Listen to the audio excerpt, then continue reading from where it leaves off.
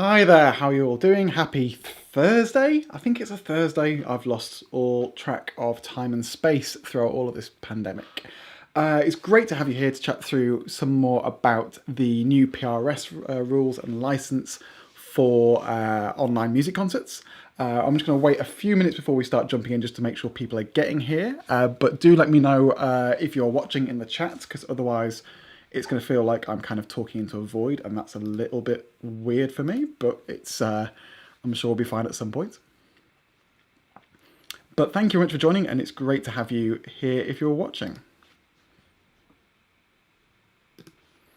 So in general, we've got quite a bit to cover, which is quite exciting, but there's plenty of good things that we can talk about.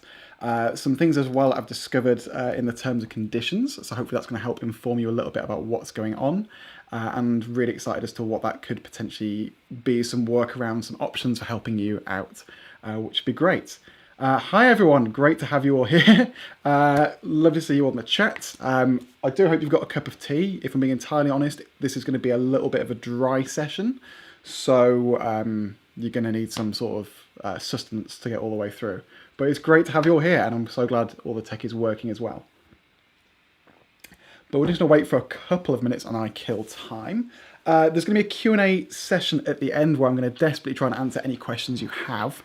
Even if they're project specific, I'll try and answer them. I have spent the last day and a bit going through all the rules and trying to make sure I'm on top of them.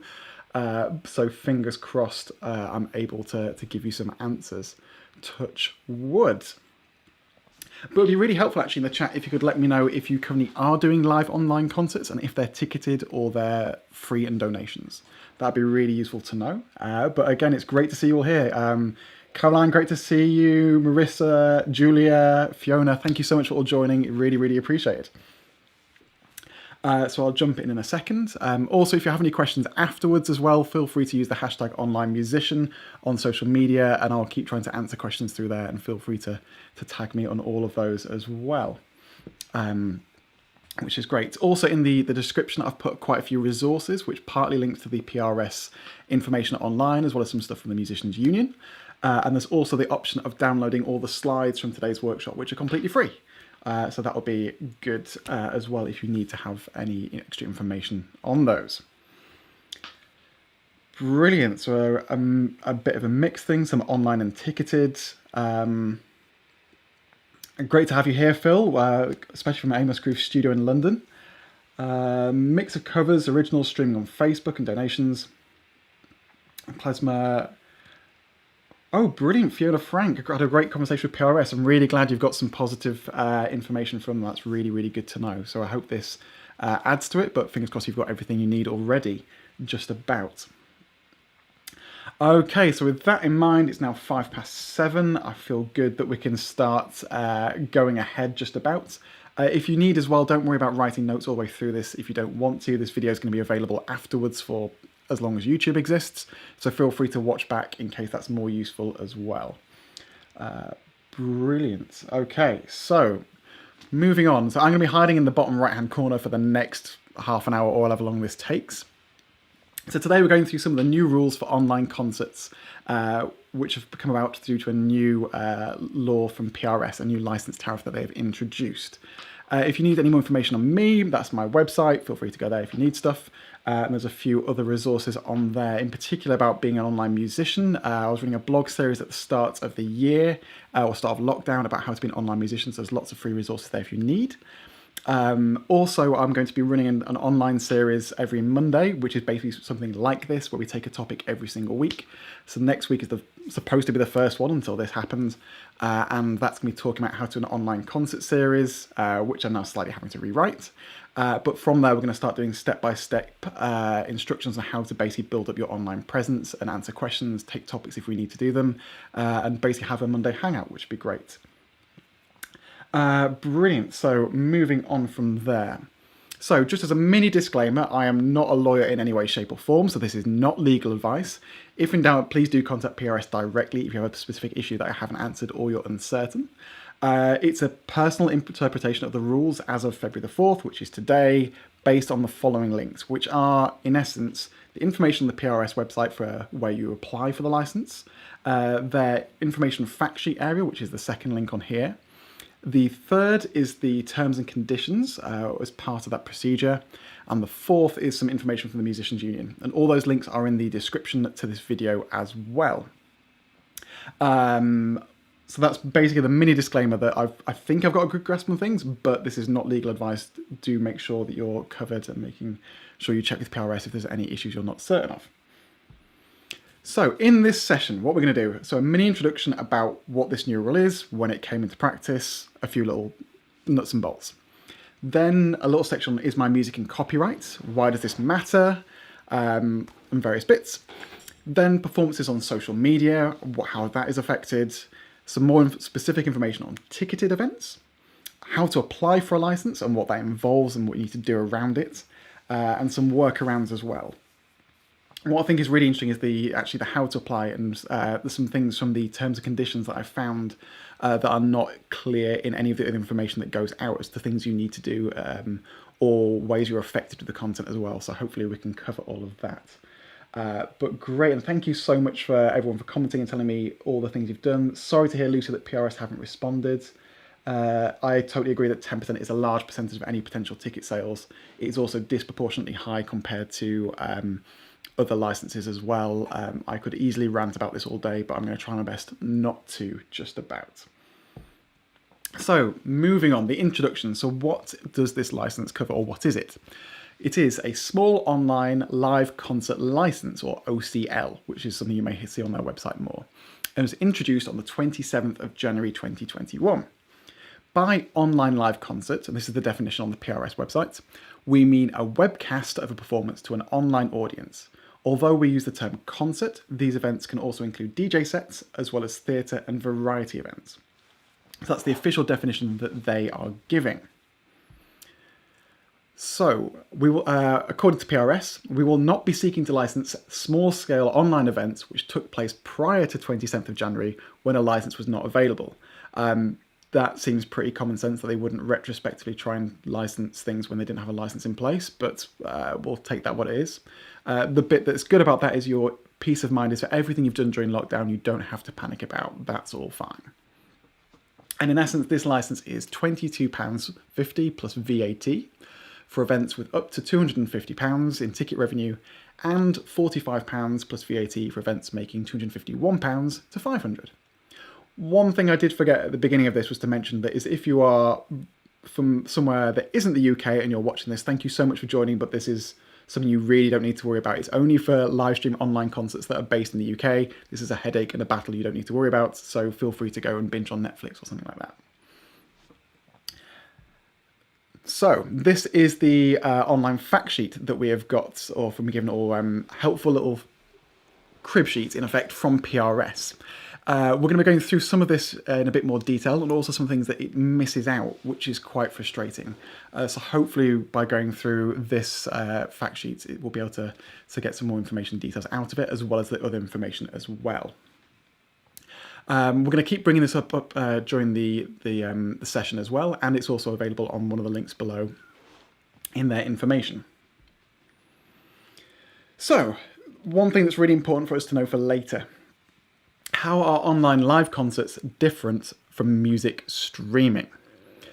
So this again is from the PRS websites. The term music streaming is generally used when recorded music is played online, often at a time and place chosen by the user, meaning the audience person. So think like Spotify, when you can go on at any time and listen to anything. An online live concert happens at a specific time at a specific web location. It is possible that a recording of an online live concert is later made available on demand, in which case it will be treated as a music stream. This is something important that we're going to go into later that you need to know about as to how long your live stream is meant to be up for. A ticketed event of a performance will be treated as an online live concert event if the performance is not live. So this means that, say, for example, if you want to pre-record your performance, you can do that and have this video go out at 7:30 as an online concert, even though it's not live, and it will be treated as an online concert. One really good example of this is that orchestras pretty much are doing that as their only way of live streaming. That it's all these recordings that are not live that they're putting out. So that's something to take into consideration. The next thing we need to have a look at is, when does an online concert become a music stream? This is one of the things that is hidden in the terms and conditions that's really quite important, that is not on any of the fact sheets or information. So this again from the PRS Music Limited Online Live Concert License Standard Terms and Conditions, which is going to be our best friends throughout the rest of this talk. I did say it was going to be dry. So this is from clause 4.2. The license granted in clause 3.2, which is in essence the license, permits the webcast of licensed event on the event date and solely for the purpose of accommodating time zones for 12 hours after the initial webcast. It does not cover any on-demand transmission. So in essence, what you need to take from this is that your live stream ticketed event can be available for 12 hours, but after then it should not be available. After that 12-hour period, it then becomes a music stream, and then you'd need a different license, which is slightly frustrating. So you need to make sure that your ticketed event isn't available for more than 12 hours. So yes, that's classed as a music stream. If you are having it there for longer than 12 hours, the platform that you are doing it on would need a limited online music license, or LOML, which is for under 12,500 a year, or limited online music license plus, or LOML plus, for 12,500 over a year. And for that, you have to pay an annual fee. For the 12,500 figure, that is for income made through that income stream, not how much money you make as a salary. So you'd need to be making 12,500 through your on-demand portal. There's some more information on that link there as to what that could be. But that's a really important definition for later on. So on to something a bit lighter, which is potentially some good news of things that may have panicked some musicians during all of this. So is my music out of copyright, and why does this matter? So in the UK, copyright lasts for a period of 70 years from the end of the calendar year in which the author dies. So for us going forwards, if you want copyright-free music, that means that the composer must have died in 1950 or earlier. For these performances, a PRS license is not needed, which is really, really good news. So in essence, there's nothing you're going to have to worry about there. But it means that if you have one piece that is in copyright, then you still need a license. So that's an important thing to realise as well. So for example, some composers around this 1950 date that are out of copyright. So Richard Strauss, if you really want to go mad and start doing an entire arrangement of Heldenleben.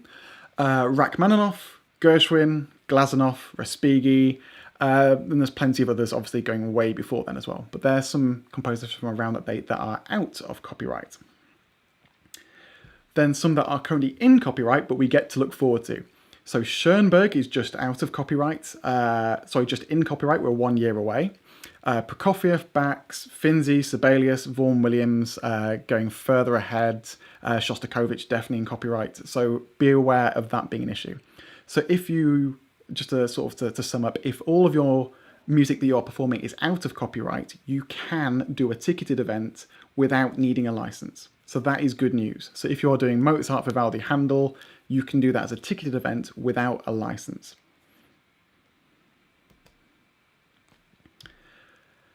So going to that section of the diagram from the beginning, which was about not selling tickets. So this is actually something that may catch some people out, I think, and is potentially a grey area. So the first about a free concert in effect. Is your event hosted on a licensed platform, including Facebook, on a licensed platform, including Facebook, Instagram, or YouTube? So if it's a yes, your event should be covered under the platform's existing licenses.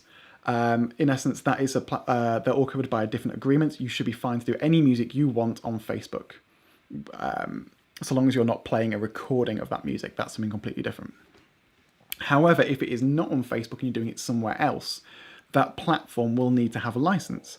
If not, either they or you may need to get one of those LOML licenses as well, which is going to be slightly tricky. Thank you to one of the comments saying that Gershwin co-writes with Ira, and some of the pieces made while still being copyright because of her. So that's a great spot. So there could be some issues there. I also read something about critical editions as well, that if it's a critical edition, it may still be in copyright due to the person who did the revisions. So there is some slightly conflicting advice, or not necessarily clear advice on the website. On PRS, which is that an online live concert license is not needed for a non-ticketed free event. The license is only for ticketed events, which would suggest that if you're doing a concert anywhere else for free, you are completely in the clear. However, this is only relevant to the online live concert license. Further down, it does clarify it slightly in a non-related place on the page, which is this gorgeous, wonderful section. Online live concerts that are not ticketed still need to be licensed. However, there are some streaming services that allow artists to perform live concerts under terms and conditions of their streaming license. This means that some or all of the rights necessary may have been pre-cleared by the platform. The following are examples of online platforms capable of live streaming, licensed and managed by our partner ICE. So that's Facebook, Instagram, and YouTube. Well spotted, James, about potentially Zoom becoming a licensed platform. It's something I haven't heard about. For me, I think that's going to be a really difficult area and something I've flagged up for later on, but it's a really good spot. But ways potentially of not selling tickets on your own website. So if you're doing a free performance on your own website, how could this work? Because obviously you may not want to buy a different license. If you embed the video with YouTube, you may not, you probably will not need, or you do not need a LOML license because the video is hosted on YouTube. It is applicable to their terms and conditions and rules and licensing. So you can have your own website with a YouTube video embedded into it, and that will cover you. This is still the case if your videos are unlisted. So you can have a video on YouTube that isn't discoverable by people searching it. It can only be seen by the link, but you can embed that on your website. So if it's a YouTube video that is only on your website, then it's fine. Sadly, I'm completely in the dark about Vimeo as to whether that has a license. My first impression was it probably doesn't, which could be a potential issue around that. So the question from Canada Craig about why does Facebook mute covers? That is usually because it is assuming that your performance is a recording of it, which comes under a PPL license, which is the PPL company, which is something slightly different. So there are different rules around recordings, and it is the Facebook algorithm misattributing your performance as a recording. And as flattering as that is, it is a massive headache, but sadly there's no way of getting around that. YouTube's algorithm is less aggressive than Facebook when it comes to misattributing things like that. Brilliant. So not selling tickets and doing video calls. So platforms like Zoom, Skype, etc. are not covered by the platform, although it's great to see that James heard that PRS may be licensing the platform. That'd be a huge benefit. So that means if you are doing any form of free performance via Zoom and having, say, for example, a chamber music environment where you can see your audience or anything like that, you will need an LOML license, which is a massive headache if you are doing that and a huge frustration. Hopefully PRS will be addressing that. I haven't found out any other information as of yet, and I think there's still lots of things coming out with this. So hopefully we will have an answer in regards to that. But I would assume that video call platforms are not covered. So we've taken the right-hand side of all of this now, of the things that are not ticketed. We're now going to go into the left-hand side for the yes, you are selling tickets, because there's some interesting things to go through here. So yes, we'll jump straight in.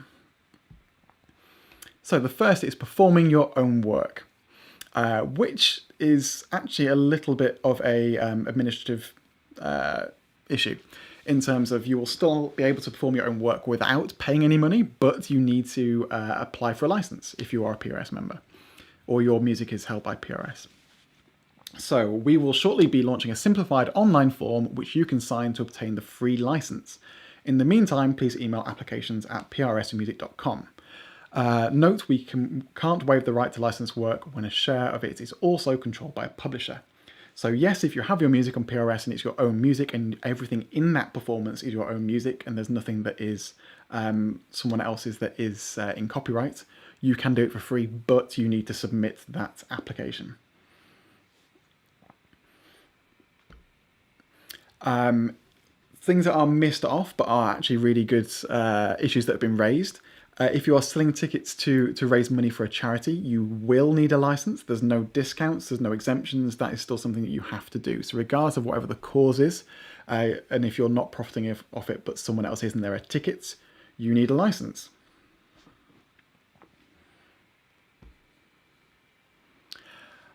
Teaching privately online or performing music as part of a lesson is also a potential issue. Hypothetically, if you are selling a lesson as is in effect an event. However, this is a grey area that the Musicians Union are currently trying to clear up, and all for the best. So contrary to the previous advice where they said that they thought there may be an issue, we do not believe that private music teachers need an online license in most situations. We will issue further guidance on this as soon as possible. Sadly, there's no other further information as of yet as to this, but do 100% keep up to tabs with what PRS and your relative unions are saying in regards to this, as it could be a huge headache if it turns out that's going to be an issue. Just to jump into the chat, having a paid online event on Facebook if it's a free stream.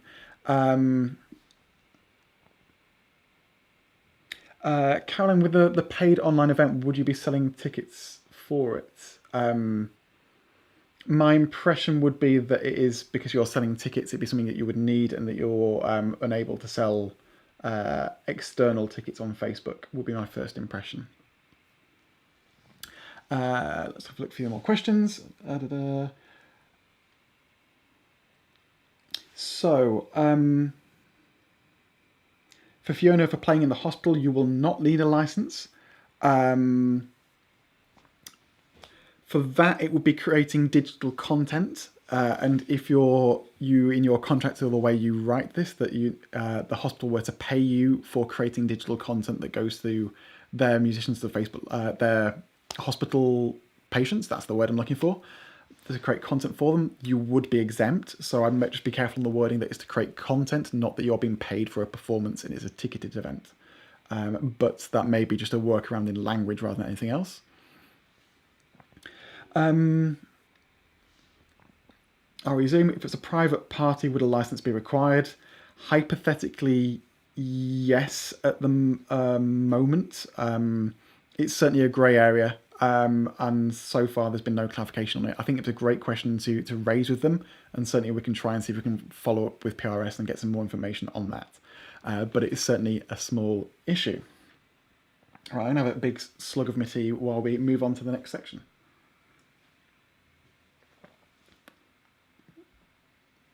So, jumping back in. Yes, Fiona, I'll send you some wording as to how to phrase it with the hospital for the live stream, just to make sure everything's watertight on that. It would just be a nice phrasing that we're creating content rather than selling tickets to a concert. Right, so the next one, we're now going to move on to the main nuts and bolts for where if you are performing music that is in copyright and you are selling tickets, what is this going to look like for you? So, up to £250, you can get a small scale. If you are selling ticket sales which will make up to £250, you will need a license that is £22.50 plus VAT. If you are doing between 251 to 500, you can get a small scale OLC license for £45 plus VAT. And then for over 500, you then have to contact them directly about what that license would be. Fingers crossed. So how to apply for one of these licenses, we're going to look through.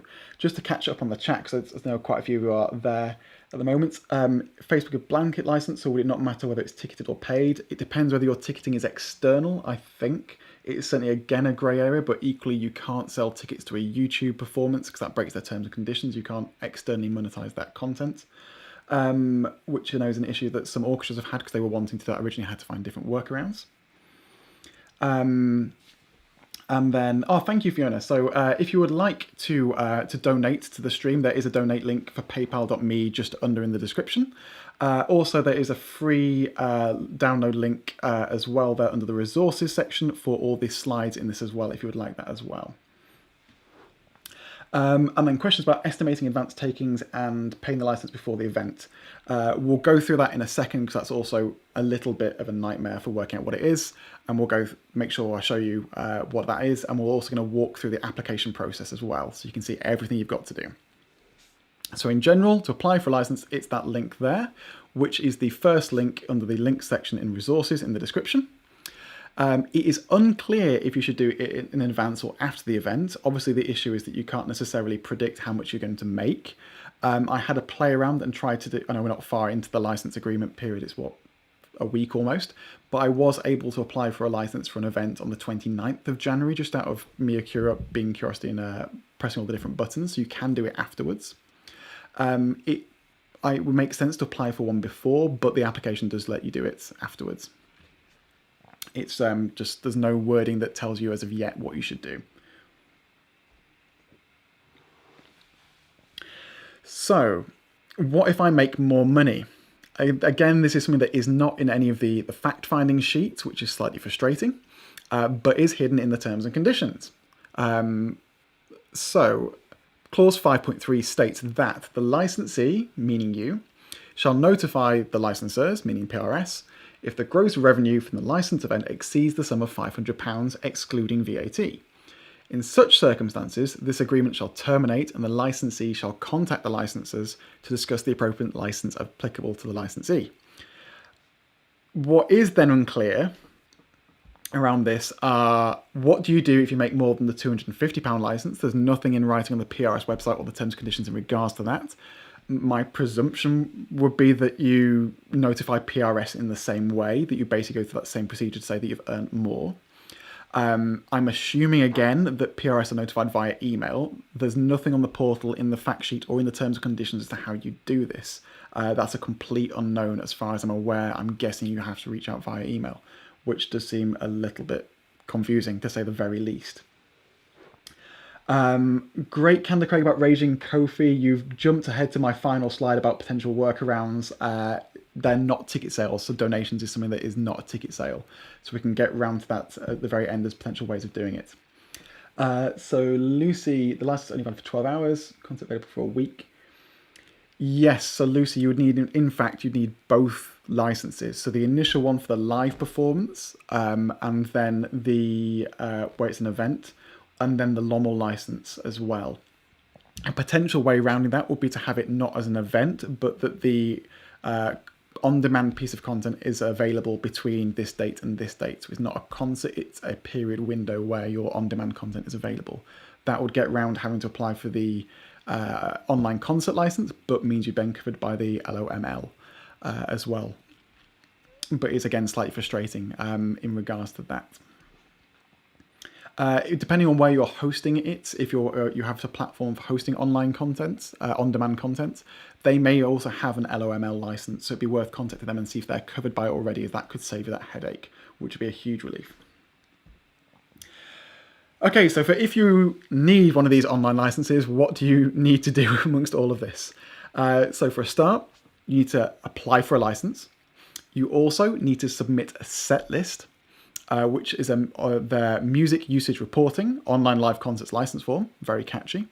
And both of these are available in the OLC section of the PRS website, which is the first link in the description under the link section. So we're going to run through what this looks like. So in essence, only 2 pages. So you're actually kind of in luck as to what this procedure is going to be, fortunately. So all you need to submit is the name of your event, the URL or platform that you're hosting on, and a description.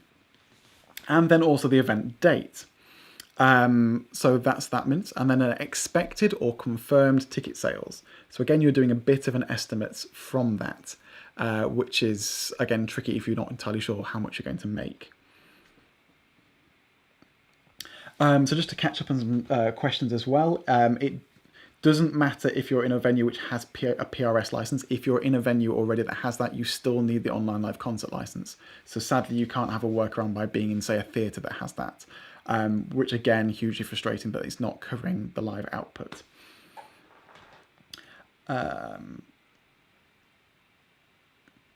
Yes, the LOML application is quite unfriendly and inaccessible. It also only covers you for a year, so you can't do but I think it is for a minimum of a year as well. So you can't, say, for example, have it for a week, but I, again, potentially may contact them directly. I haven't had a chance to fully dive into that licensing, as I have my head buried into this one so far. Marissa, if we have performing works by living composers and we have their permission, do we need to provide proof of it? If they're with PRS, I guess it'd be contacting them directly with the author or asking the composer to apply for it themselves. And then it'd be your platform that would be the way they put the event URL on there. So they would be applying for a license for themselves for you to do it, I think. But again, that is a grey area, and I would 100% recommend talking to them directly for that. So moving on to the second page of the application, this is basically it all done. So you have how much you need to pay for the license. You can download the performance report if you didn't, which is the one I had mentioned before, where you mentioned what was on there. That report needs to be emailed in to applications@prsformusic.com. So you don't do that at the same time as applying for your license. You can do it in advance or you can do it afterwards. And then it's just a simple matter of paying. So the actual procedure for applying for the license is quite straightforward, which is a relief. So Lucy, the LOML license is dependent on various different things. I can't remember off the top of my head what the different grades of them are. But I can certainly try and send you some information that if you drop me an email, I'll send you the specific part of the website for that has the different elements and we can work out together. So the music usage reporting online live concerts license form, this gives you an idea as to what you would need to fill out. So how much paperwork is involved. So in essence, again, it's a relatively simple form. It involves your name, your contact email, and your license number. So actually, just to think back to what I just said, you would need to apply for your license before filling this in. And then you have the music declarations, the title, the performers, and the writer. So things you need to know, that reporting form is emailed separately to the PRS licensing team. It's not during your application process. It does mean you can buy a license in advance and then decide the music later. So as long as you're not changing the music at any point, or if you want to send it after the event, if you decide to do different things, you can do that. So it could be, say, for example, if you have a poll and people are deciding the music you perform, that gives you the freedom to do that. So you can send that in afterwards, so long as you have the license number. The license number will be something that you will get on your certificate after purchasing the online concert license. So that will come up at that point. It'll be almost like a receipt number for purchasing one of these things. And another thing to mention is this is per event rather than an annual license, which again is a bit of an issue. I think I worked out that if you did 40 live stream concerts during lockdown, say one a week, that would then come out to a £1,000 bill in total. So this is per event rather than for annual. And then for rehearsals on Zoom, rather than it being a performance, I think that would be, you wouldn't need one, but again, that is unclear. My thought would be, because that is entirely private, there's you should be okay in regards to that, in the same way as it being teaching. It may be worth asking the Musicians Union again for that as well. Okay. So here are some things you really need to know about the whole thing, which are very much hidden in the terms and conditions and are not on the fact sheets, which are incredibly frustrating. So the first is that you need to keep records of your performances.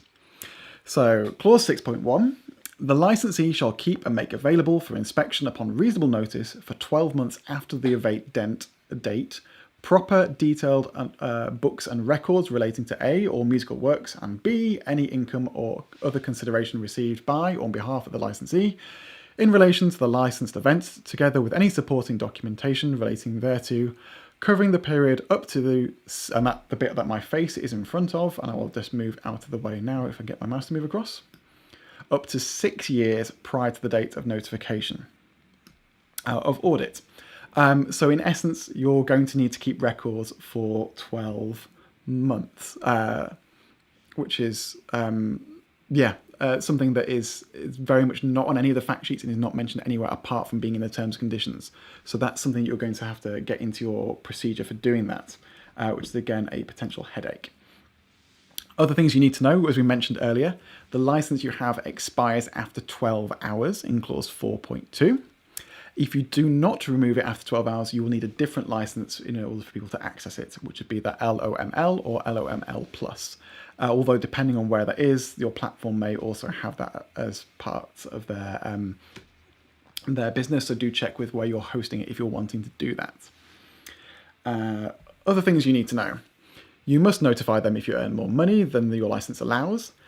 Presume via email, but again, it's unclear. And also it's unclear as to doing it for over £250, but logic would suggest that you would need to do that. Otherwise it would be a bit surreal. Okay. As mentioned earlier, potential ways of doing workarounds for your online concerts and performances. If it is ticketed, a simple solution is to only perform music out of copyright. I'm very aware that isn't a solution for everyone, but if that's suitable for you, that's a way of you being able to sell tickets for a performance. The other option is to perform free online concerts on social media of those works, which then, before everyone rage quits all of a sudden, there are then ways of monetizing that are separate. So you can ask for donations via either PayPal or Coffee. So for example, a paypal.me link where people can just send you money. Coffee is also a very similar thing where people can donate the price of a coffee or whatever you like, and also have a supporters subscription scheme on there as well. You can also, in these live performances, ask people to support you via Patreon as a supporter scheme, or Coffee as well.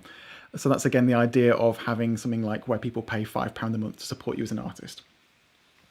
That's all completely okay to do and is unrelated to the fact that you're performing music. And the other thing you can potentially do is selling other products or services. So for example, teaching, books, merchandise, anything you can think of, you can use this as an opportunity to sell other things. Again, this is not ideal that you can't sell tickets, but this is a way of monetizing the content around it, and potentially you could be quite savvy and in how transparent you are and saying that because you are unable to charge tickets for it, I'd really appreciate you being able to support me as an artist. That's potentially a good workaround, and it's almost a voluntary ticket thing. Just to go a little bit further into that, this is the PRS's words on donations from their own website on the online concert license section. And that is that you do not need a license if the donations are entirely voluntary. You only need a license if you are required to make a donation to attend the event. So they've clearly stated that donations are okay. It just means that you can't say, for example, say that you have to donate to be sent the link. It has to be entirely free with optional donations, which is good news, I think, for finding solutions around this potentially. Right, that is everything that I managed to get through in the last few days. I hope some of the takeaways, particularly around the things that you need to know that are hidden in the terms and conditions, have been useful. More than happy to chill out for as long as you fancy on here now and do some Q&A on things. I'm also going to make sure that my face is now bigger so you can see me. Hopefully that's of interest. But before you dash off for Q&A, if this session's been of use, you're also very welcome to make a donation to help support me, which would be really, really appreciated. My paypal.me link is in the top thing of the description. Equally, if you'd like any of the slides from this session as well, you are able to download those for free entirely, and there's a link to that in the resources section. And go mad if that's of use to having those as a physical copy or a PDF for those. And also going forward on every Monday at 7 PM, I'll be going forward with the How to Be an Online Musician video series, where we're going through a walkthrough of how to do online concerts, how to upgrade your live streams, monetization, teaching online, tech, all these different things. We'll take a topic each week and slowly work our way through the how and practicality of doing them. And that's all based on a blog I did at the start of lockdown called How to Be an Online Musician. That's still all available for free as well. And I think there's 30 something odd blogs which goes through all those topics on the basics of which button to press on Facebook to go live, all the way up to some more technical things as well. So if that's of use, that's great. If you have any other questions, feel free to reach out on social media or email as well. More happy to answer those afterwards. And also, it would really help me if you could subscribe to the YouTube channel, as I'm trying to get that to increase at the moment as well, if that's of interest to you. But Q&A time. Let's have a look. So, performing own works at donation only. Can I still apply for a free license so I can claim my royalties? I would presume so, although it would be that you will be saying it's a ticketed event where you own nothing and therefore receive donations at the same time. I think that could be a potential grey area, but if it's a donation, I'm not sure how you'd be able to claim royalties off a donation. So I think that could be I think that will be a no, sadly, for that. Yes, Vimeo's unclear, sadly, as to whether that is covered. I think it would be not covered, but hopefully PRS will help with that.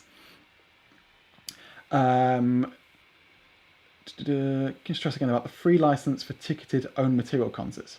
Yep, so we're just going to fly back a little bit then.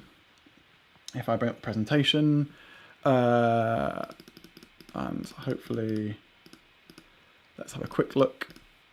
Oh, it feels like a long time ago now, doesn't it? Where are we? Performing your own work. So this is the section on the advice element on PRS's website, which is we will shortly be launching a simplified online form which you can sign up to obtain a free license. In the meantime, please email applications to prsmusic.com. And note that we can't waive the license to license work when we share of it also by a controlled publisher. That information is, I think, on the second link under the resources section. And that will give you some information around that. But in essence, you have to apply for a license, but it's a free exemption application rather than being the same thing. So you are exempt. It's just this rather surreal workaround where you have to email them directly at the moment, as that hasn't quite caught up. That was a walk back earlier this week.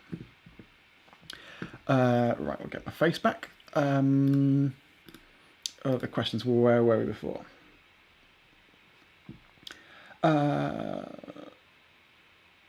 PRS. Brilliant. If you have any other questions, please do let me know. Ben, I think, had a question as well. If a Zoom event is free but people have to book a ticket, is that ticketed or unticketed? That would be unticketed because you're not charging. I think ticketed means that they have to purchase the ticket, whereas this would be reserve a spot. If you're, I'd say, again, going for the language of making sure you're not saying the word ticket, I'd say reserve your space or reserve your virtual seat might be a really good phrasing to make sure you're clear that it's not purchasing a ticket for that. I'd say that's probably the best way of getting around that, in essence. Other things, if you're playing recorded music as a concert, do you think that a license is needed? You would need a different license that would then come under PPL rather than PRS, and you'd need the rights to play that recorded music, which is, again, another headache, but that's sadly something I haven't actually dug my head into too much, but that would be a PPL license. So in essence, the same thing where if you play a recording on YouTube or Facebook, you get that little takedown copyright notice. It's the same thing. That's for those. If it's free on Facebook and YouTube, you might be able to do it and then not have it taken down, and the record label will just monetize your video and reap the financial benefits from that. PRS told me that we're recording for license as well.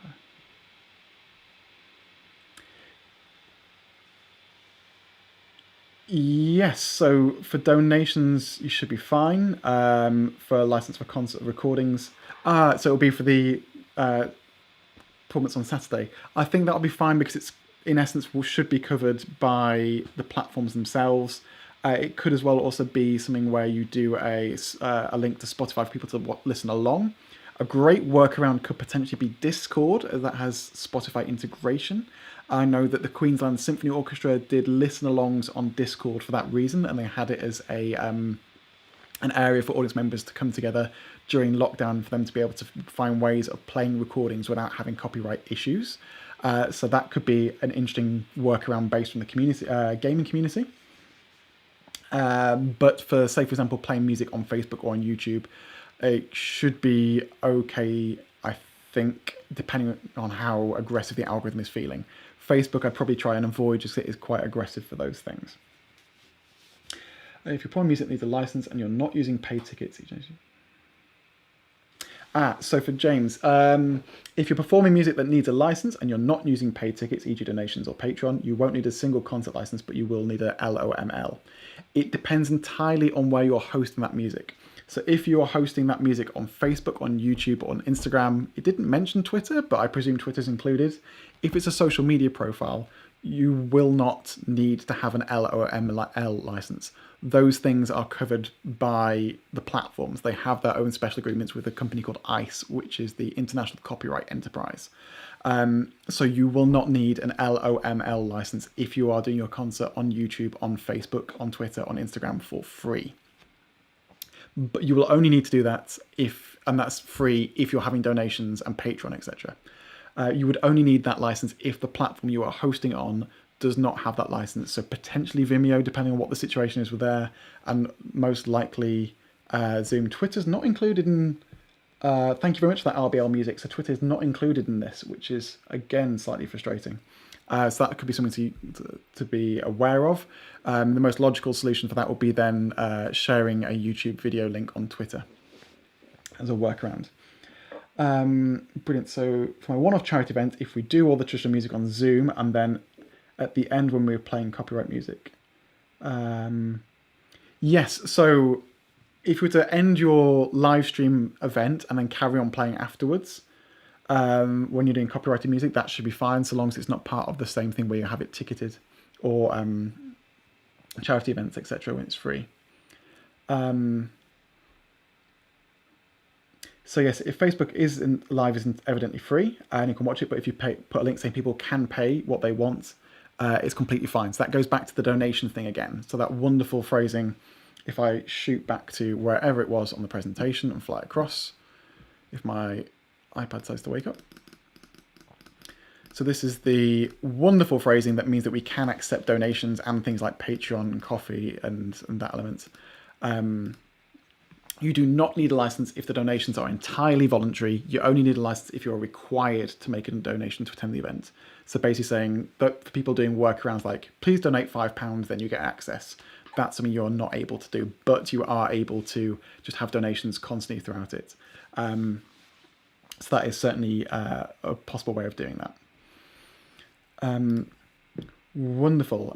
Speaking of donations, you're very welcome to donate through the paypal.me link in the description below. I'm more happy to keep answering questions if you have them. Is that something you still have, or are you all happy and done and dusted with questions for now? I imagine this is the sort of thing where you may need to go away and think about it as well, so feel free to reach out as well on either email or social media with any questions. Teaching and rehearsal still a grey area? Yes. So the Musicians Union changed their advice from the beginning of the week to this week around teaching, where initially they thought it could be affected and now they think it isn't. So I can go back to that again. Quote from the Musicians Union, which is a relief, but again is something that I think is going to be a developing situation, if I'm being honest. So, contrary to our previous advice on this, we do not believe that private music teachers need an online music license in most situations. We will further issue guidance on this as soon as possible.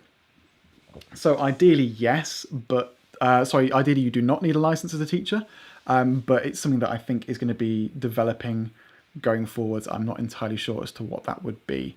So, my only advice to that is basically to follow PRS on Twitter and then be in touch with your unions as well. This YouTube video will be available forever online, both on this link where you're watching now and also on the events page on the website. So feel free to watch back if you need, as well as having access to the slides if you want to download those in the description as well. And also We'll be doing more of these sessions as well coming up. So every Monday at 7 p.m, there will be a session basically running through how to be an online musician, with the next one being what was meant to be the first session on how to do online concerts and what some of the practicalities of that, which I'm now adapting for this very reason. So hopefully those sessions will be of benefit to you and help resource you more. It'd be great if you could join me for some more of those. And also if you have requested topics as well, that'd be fantastic. If my event is ticketed on TicketSource but uses YouTube as the platform, then does this mean we don't need the license? For that, technically you will be breaking YouTube's terms and conditions, as you're not allowed to monetize YouTube content outside of YouTube directly, so you're not able to sell tickets to it. So that is slightly frustrating from the YouTube side. It would be a logical workaround, but that is something from YouTube side rather than the online concert license. So apologies that that's also not a suitable solution. For me, I think donations is going to be the main way to do it, and that it is a voluntary, and or you could say it's the price of a ticket, in effect, as a potential way of getting around that. So hopefully that could be a solution, but it's very much that if there's a ticket, there's going to be a potential issue there if your music is in copyright. Just again to clarify what was at the very top of this is that if the music is not in copyright, you can sell tickets, but that needs to be that the entire concert itself has no copyrighted music in it. So potentially that could be an option if, hopefully if the composers have died in 1950, but that sounds really, really depressing all of a sudden by saying that. Not that phrasing I was meaning. So yes, just to clarify, selling tickets for YouTube videos is something that you can't do from YouTube. I think as well, potentially having ongoing conversations around this could be a really good way of making sure we all cover all bases. So if you have things again on that hashtag, which was online musician, that's potentially a way of us making sure we're staying in touch and carrying on the conversation around all of this. But I do hope this has been useful for you. It's certainly been a wonderful journey reading through all the terms and conditions, which for once I would recommend that you do, just because it is quite it's not necessarily transparent in the material we read before getting to the license itself. But no, it's been an absolute pleasure, and I really do hope it's been a help, more than a pleasure. If you have any other requests of things to go through in the coming weeks, that would be great. More happy to go through specific topics. But again, the one on Monday is going to be on how to do online live concerts with some wonderful amendments now. But I really am glad that this has been of use.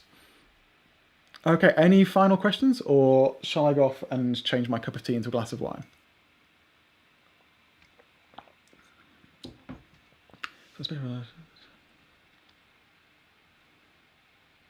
Wonderful. In that case, any more questions, feel free to send them over email, social media. Very much appreciated. And yeah, if you want to keep in touch, the website is david-taylor.org. All the blogs and free resources there. The next online session will be on Monday at 7 p.m. Feel free to subscribe to stay notified and get notifications around that. And thank you so much for joining me, and I hope this hasn't been too much of a headache. And I will see you all soon. Bye-bye.